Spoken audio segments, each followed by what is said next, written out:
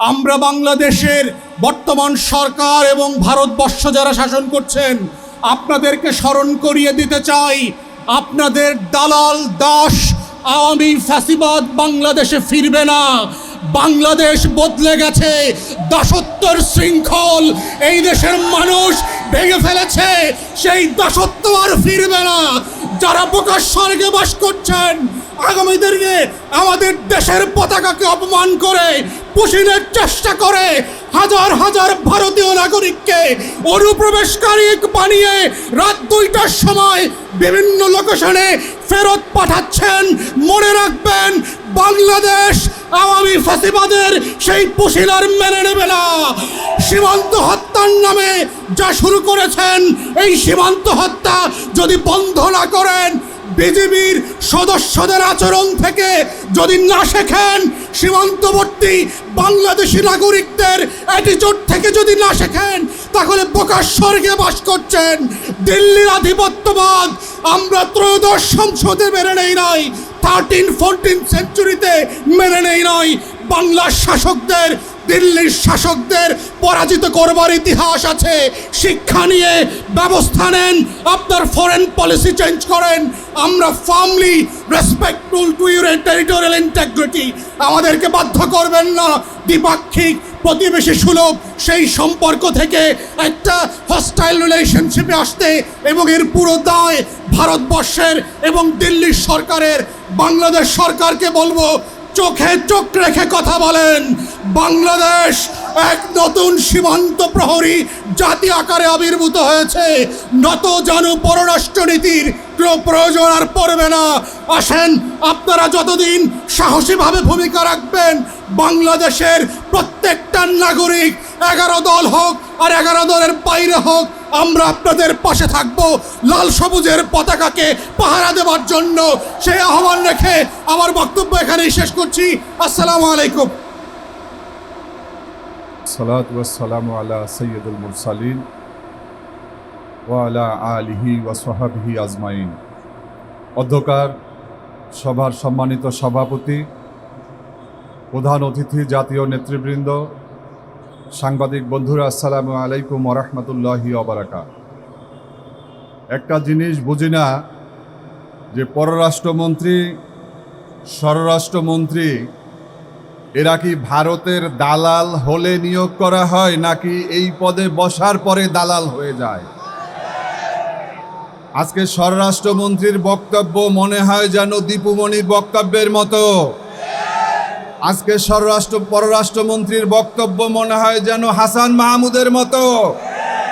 এখানে বক্তারা বলেছেন যে নতজানু পররাষ্ট্রনীতি। আরে, যে কূটনীতিককে নিয়োগ করেছে তিনিই তো একজন রাজনীতিবিদ, তিনি তো কোনো কূটনীতিক নন। তার কাছ থেকে কূটনীতি কি আশা করবেন? তিনি বাংলাদেশে এসেছেন বিজেপি এবং বিএনপির সাথে সম্পর্ক করে খুনি হাসিনাকে প্রধানমন্ত্রী হিসাবে নিয়ে আসার জন্য। তাদেরকে বলতে চাই, বাঘের লেজ দিয়ে কান চুলকাবেন না। এই দেশ শেরে বাংলার দেশ, এই দেশ শাহজালালের দেশ।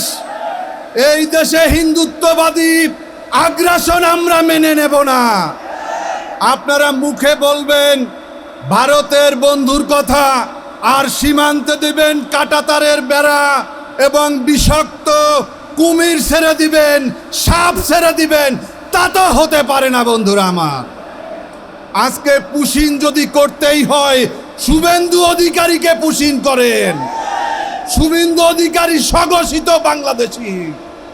পুশিন যদি করতে হয়, হাসিনাকে করেন। হাসিনা বাংলাদেশের সেই ফাঁসির দণ্ডপ্রাপ্ত আসামি। আপনাদের সবাইকে ধন্যবাদ। ভারতের সকল আগ্রাসনের বিরুদ্ধে আজ থেকে আমরা রাজপথে নেমেছি। আমরা ভারতীয় আগ্রাসন মোকাবেলা করেই ঘরে ফিরব ইনশাআল্লাহ।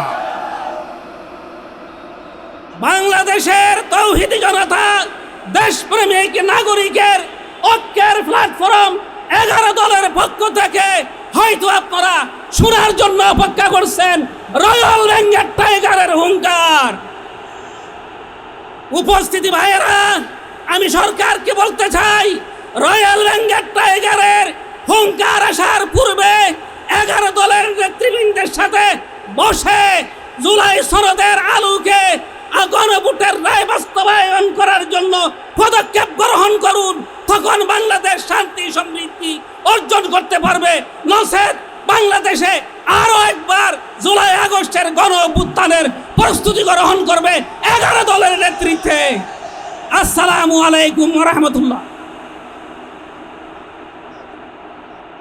সংগ্রামী তৌহিদি জনতা, আজকের এই বিক্ষোভ মিছিল সমাবেশে এই পর্যায়ে বক্তব্য রাখার জন্য বিনীতভাবে অনুরোধ করছি খেলাফত মজলিসের সম্মানিত নায়েবে আমির মাওলানা আহমদ আলী কাসেমি।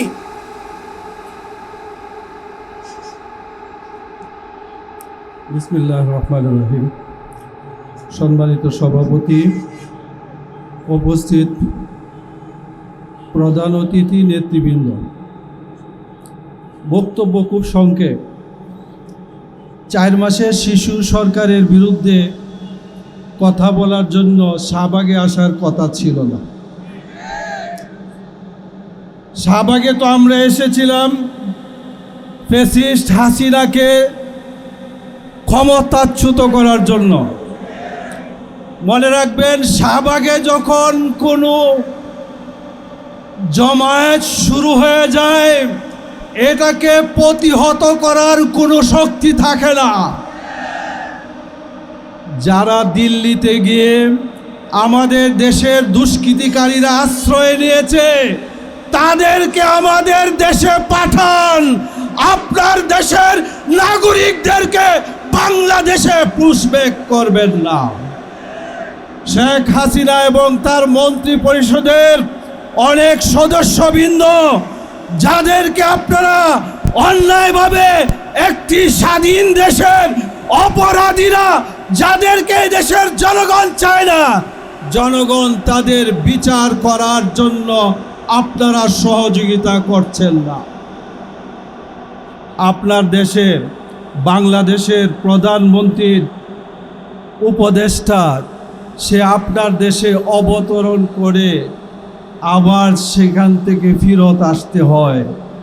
প্রধানমন্ত্রীকে ভাবতে হবে, আপনার উপদেষ্টাকে ভারতে ঢুকতে দেয় নাই। আপনার লজ্জা হওয়া উচিত। বিএনপির পুঁজি, শেখ হাসিনার বিএনপির পুঁজি ছিল খালেদা জিয়া এবং জিয়াউর রহমান, তাদের দেশপ্রেম পুঁজি ছিল, এবং আপনাদের পুঁজি ছিল বিসমিল্লাহির রহমানির রহিম। আশা করি নিজেদের পুঁজি হারা হবেন না।